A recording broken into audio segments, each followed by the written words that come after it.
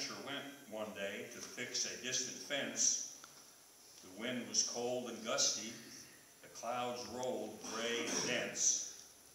As he pounded the last staples in and gathered tools to go, the temperature had fallen. The wind and snow began to blow.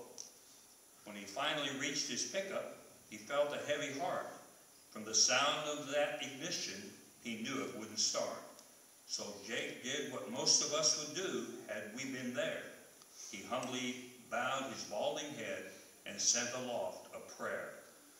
As he turned the key for one last time, he softly cursed his luck. They found him 3 days later, frozen stiff in that old truck. Now Jake had been around in life and done his share of roaming. But when he saw heaven, he was shocked. It looked just like Wyoming. Of all saints in heaven, his favorite was St. Peter. Now this line ain't needed, but it helps with rhyme and meter. So they sat and talked a minute or two, or maybe it was 3. Nobody was keeping score. In heaven, time is free. I've always heard, Jake said to Pete, that God will answer prayer. But one time I asked for help. Well, he just plain wasn't there. Does God answer prayers of some and ignore prayers of others? That don't seem exactly square. I know all men are brothers. Or does he randomly reply without good rhyme or reason? Maybe it's the time of day, the weather, or the season. Now, I ain't trying to act smart. It's just the way I feel. And I was wondering, could you tell me, what's the deal?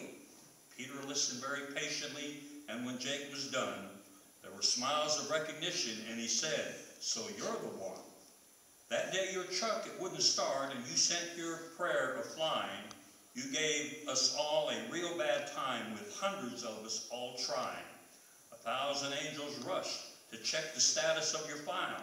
But you know, Jake, we haven't heard from you in quite a while, and though all prayers are answered, and God ain't got no quota, he didn't recognize your voice and started a truck in Minnesota.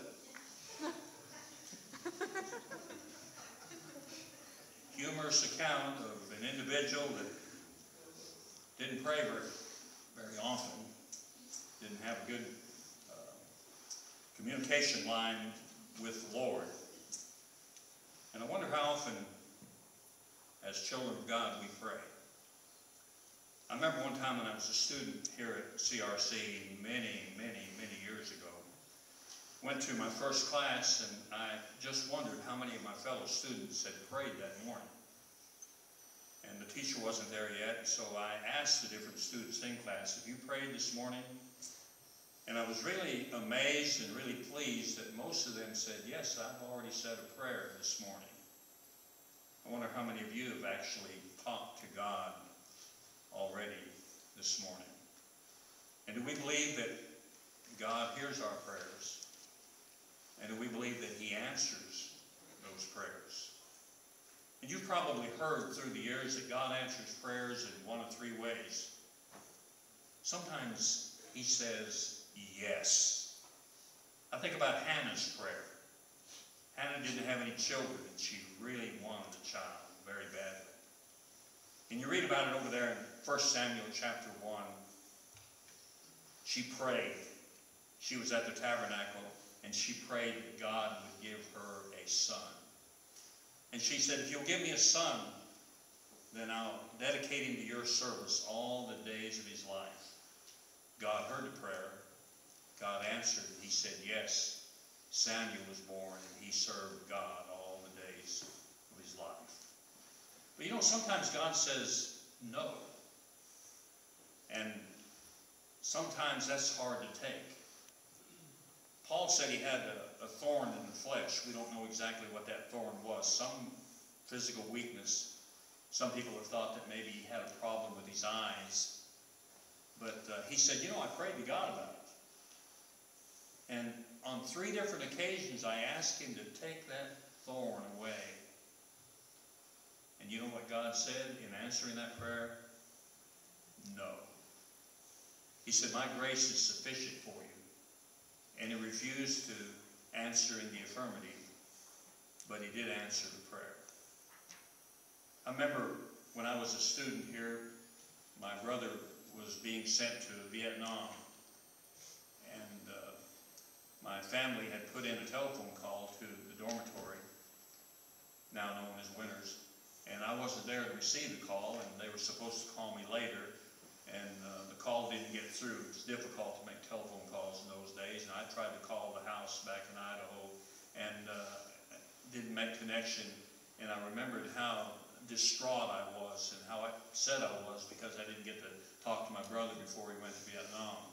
And probably one of the most fervent prayers and one of the most sincere prayers and agonizing prayers that I ever offered up to God was in the stairwell of that dormitory. And I prayed that God would keep him safe and that God would bring him home. And God said yes, he did bring him home. I prayed for him, you know, through the years. Wasn't really a church-going guy.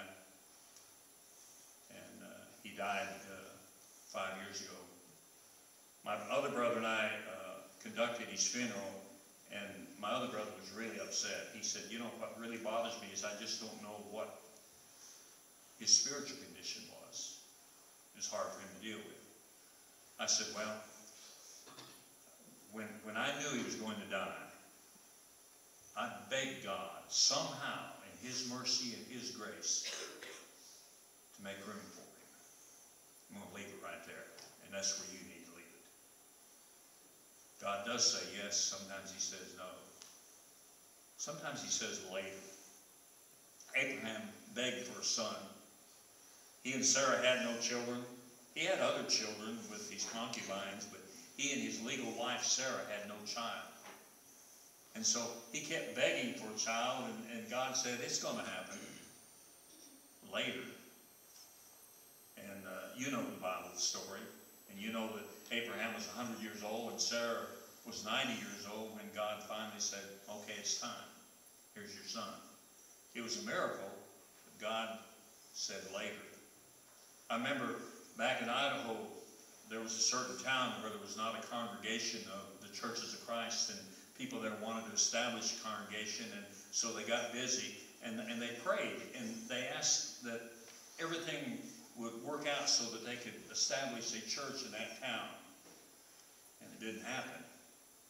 They tried, and it just fell flat on its face, and so they didn't try again for a while, but a few years later, they thought, well, let's try again, and they prayed more fervently, and they established a congregation in that town. I think God was just saying, now's not the right time, but later it'll take place. And so you think about your prayers. I think about Hannah praying for that child that she didn't even have, and Abraham praying for the child that he didn't have.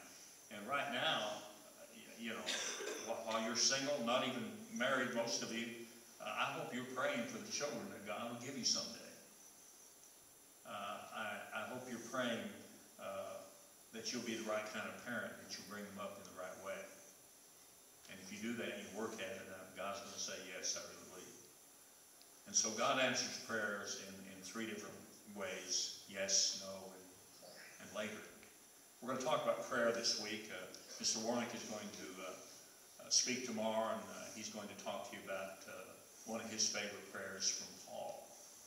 I guess you're still going to do that, aren't you?